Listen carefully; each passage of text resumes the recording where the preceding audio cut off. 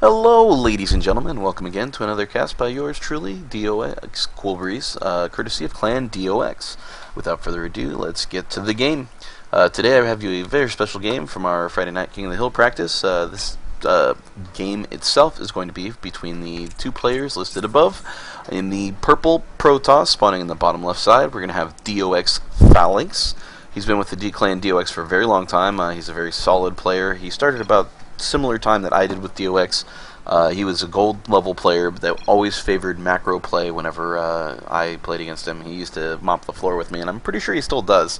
In either case, in the top right, our purple Protoss player is going to be none other than DOxHorizon. If you hear me call this guy Pred at some point in time, he did change names in between Wings of Liberty and Heart of the Swarm. And in Wings of Liberty, he was known as Praetorian, so we all called him Pred. Both these players are going to be Diamond level Protoss players. Phalanx, of course, being the newcomer to the Diamond scene, but don't let that fool you. He does bring a lot to the table. And Horizon, of course, being the veteran. He is the one who has something to lose in this game. So, looks like things are going to be fairly standard. Phalanx is going to be the one scouting out first, trying to get a feel for his opponent. One thing I'd like to talk to you guys about while this game is spooling up is that DOx is hosting a Masters and above level tournament on Playhem April 13th. It's going to be starting around noon. It's going to be 32 rounds. I believe we're taking 64 players. There is a $5 entry fee, and anybody who is qualifying, be it Masters or above, can register through the Playhem website. You can find our tournament listed there. It was only one of 3, I think, when I looked at it, but there might be more added as of right now. In either case, it's going to be a lot of fun. If you are not a Masters or above level player, but you still want to spectate the tournament, we're going to do our best to live stream as many games as we can.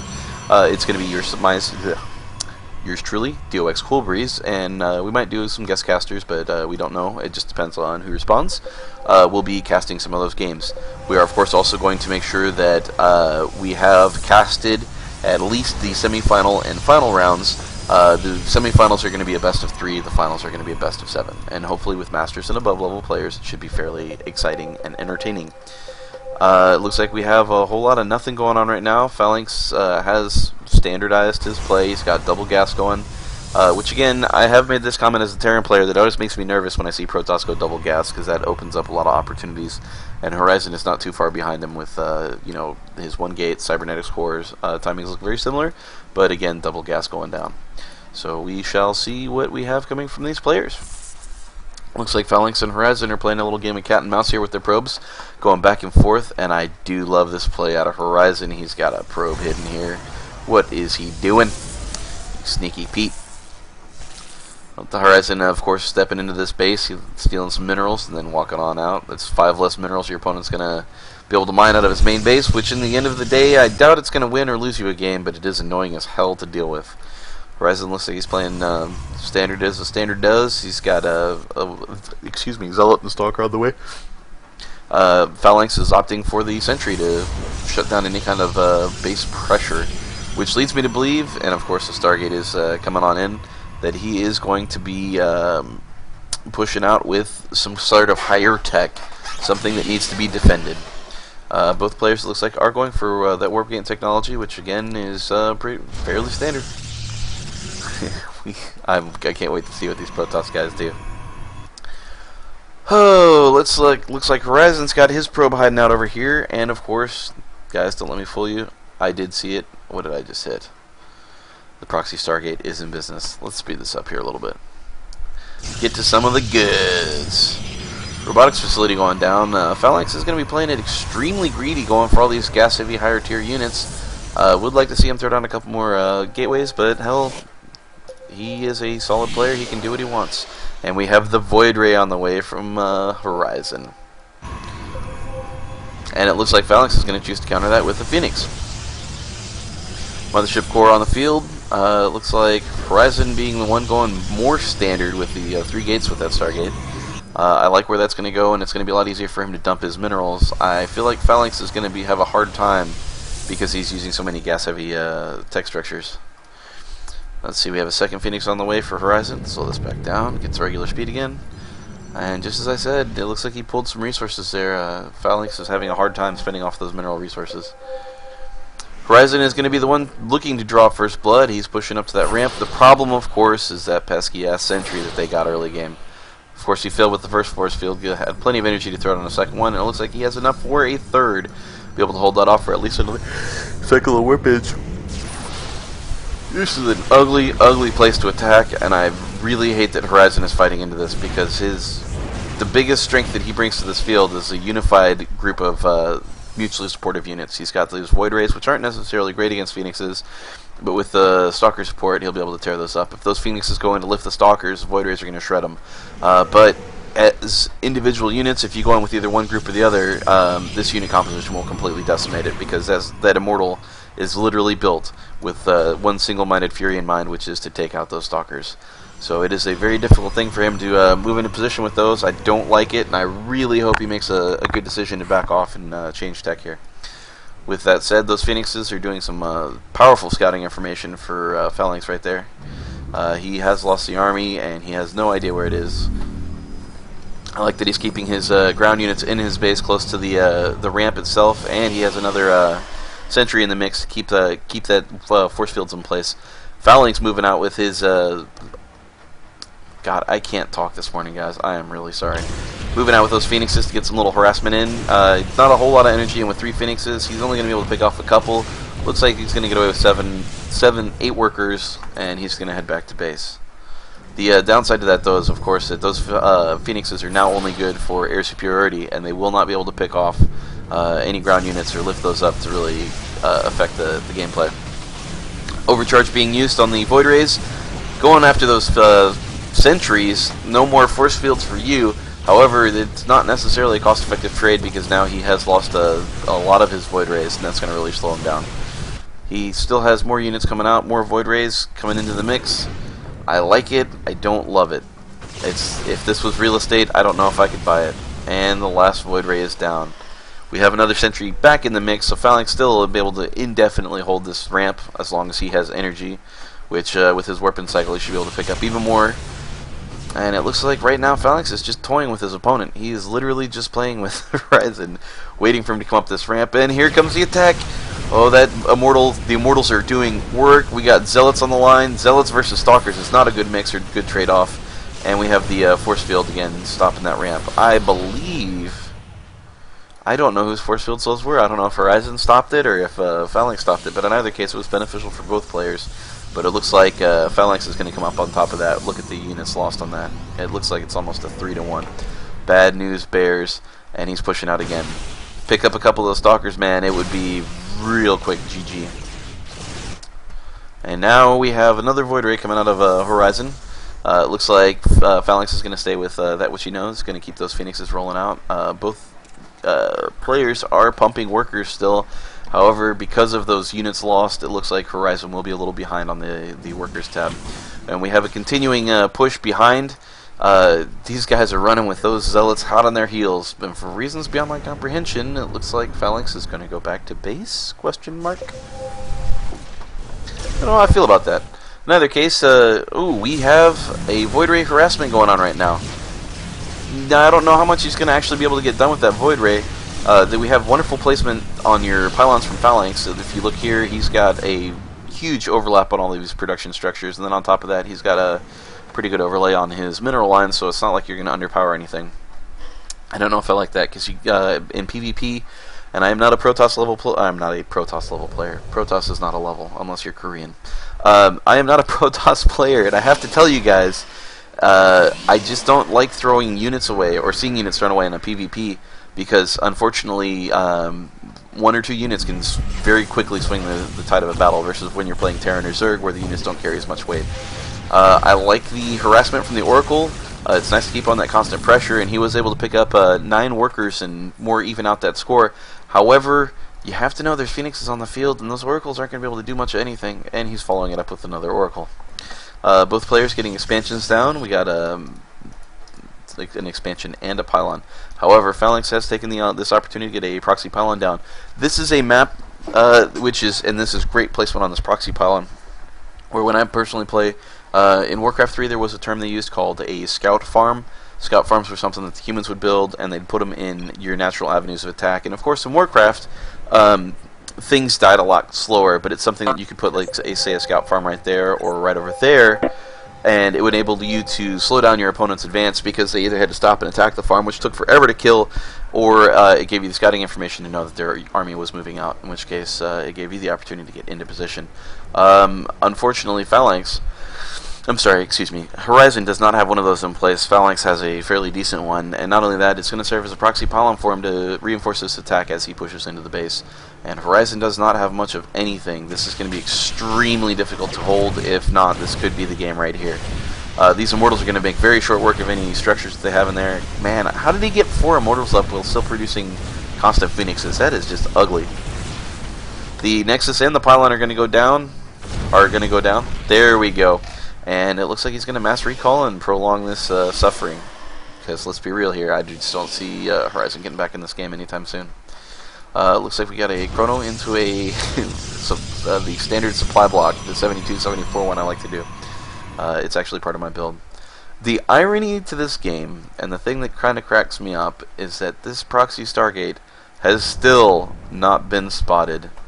The pylon has, of course, but it looks like it has not been taken care of. Because realistically, I know that Phalanx has gone in here once or twice with some Phoenixes. He's seen pretty much everything there is to see in this base, and he didn't see the Stargate. And somehow it's still not clicking. Hey, I can go pick up some free units lost money to make myself look even better. I love this proxy pylon placement. It's going to be just super close, and he's going to give him that knowledge. So whenever this Nexus goes back down, he'll have immediate access to it and know that it's in position. Phalanx again going with another one of those Oracle harasses. And it's not necessarily a bad trade-off because an Oracle, although they are expensive, it forces your opponent to react, and you are picking up workers where you're only losing military units, so it can get you into the game. And I do like the workers killed on the Horizon side. It is 25-8. However, when you do look at the army value right now, Phalanx is sitting on almost 4K minerals worth of army with 1,600 in gas versus 2,700 and 1,000. So you are at a disadvantage. And on top of that, when you look at the units that are in there, there's only 2 Immortals with a bunch of Stalkers and a few Zealots versus 4 or 5 Immortals, Zealots, and only a few Stalkers. So what this is going to mean is that the units that Phalanx has in his unit composition are specifically designed to rape the faces off of these units, whereas the units that Horizon has are designed specifically to bend over, grab their ankles, and be raped by these units right over here. So unless you have an extremely effective unit engagement, I just don't see this going very well for Horizon, like I said earlier. And we have a little bit of scouting information picked up on Horizon with this wonderful, take note of this, guys, this is a hallucination, so on the units lost tab it counts for nothing. But it's one of those things that forces your opponent to react and gives you a better scout on what you can expect out of his unit composition. It's very important to make sure you know what kind of unit composition your opponent has so that you can continuously, in a real-time strategy game, adjust your unit composition real-time. Horizon does have his proxy pylon. He could warp in some Zealots here and get a good flank. It looks like he has a decent angle to attack, but in this battle he's only has half of his army fighting towards the front, while the other half were picking off Phoenixes that are not attacking or lifting or really doing much of anything. And like I said, guys, I mean, these Immortals right here on this line are literally one-shotting Stalkers. Those 4 of them, they're just shredding them. This is game. And we have the GG from both players. So with that said, let's jump into the in-game analysis. I'm going to back it up here, and we're going to go through this as quick as I can so that we can go ahead and talk about some of the things that happened that maybe could have influenced the outcome of the game. First off, both players, like I said, they play extremely well.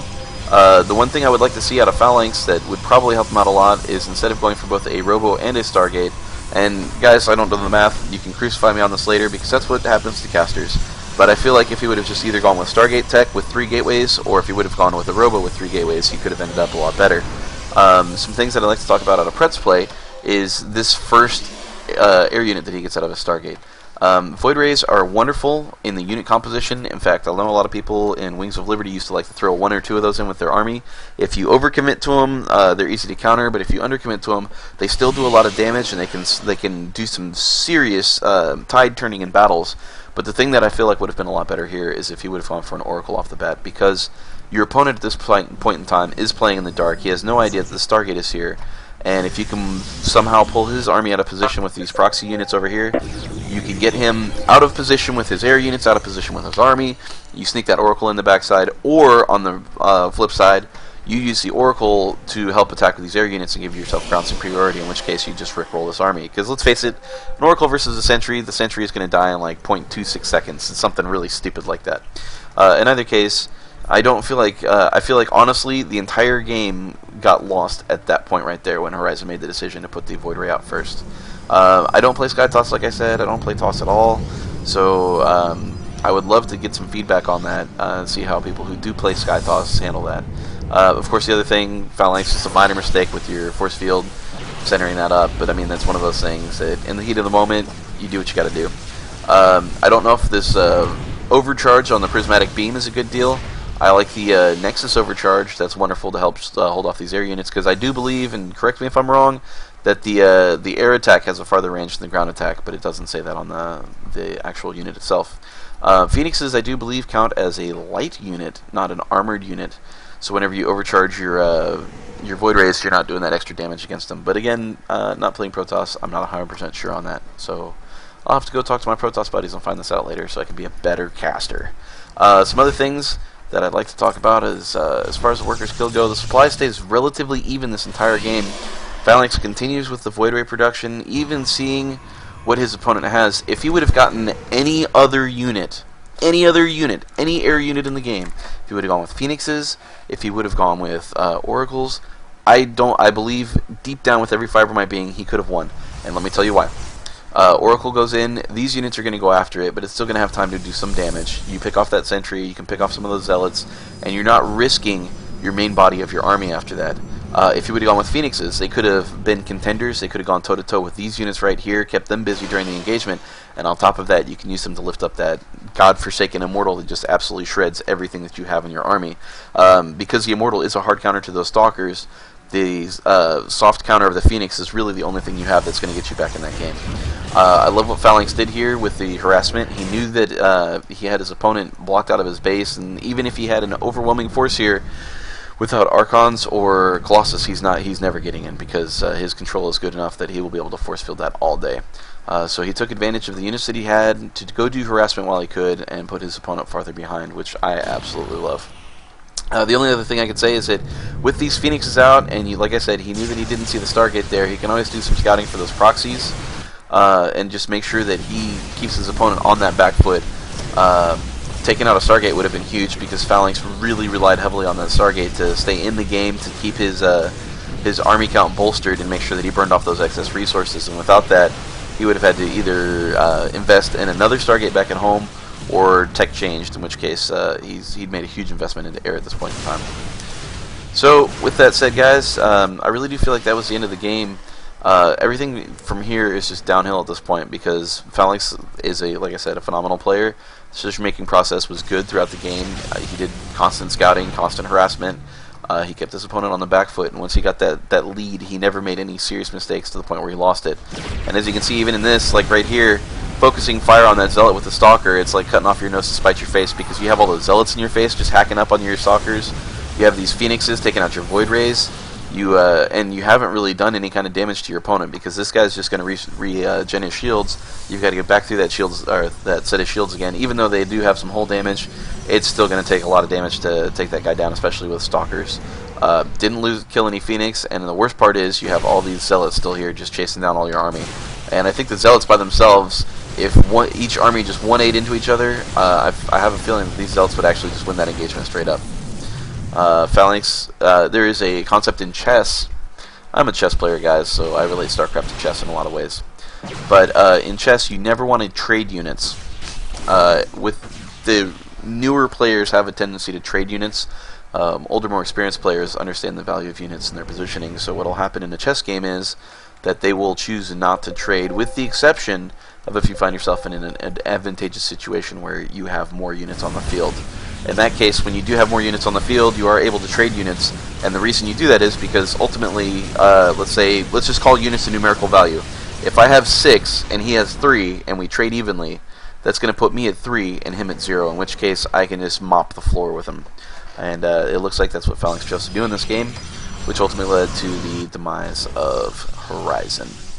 In either case, thank you for listening to the ramblings of this old caster. I hope you guys would like to check out our Playhem tournament on April 13th. And like I said, if you guys don't choose to play because you aren't Masters, and believe me, I find myself in that group, we will have spectation going on as well. And with Masters level players, one can only hope that the tournament will prove to be fairly exciting and entertaining. So without further ado, thank you guys again for watching, and I will see you guys next time.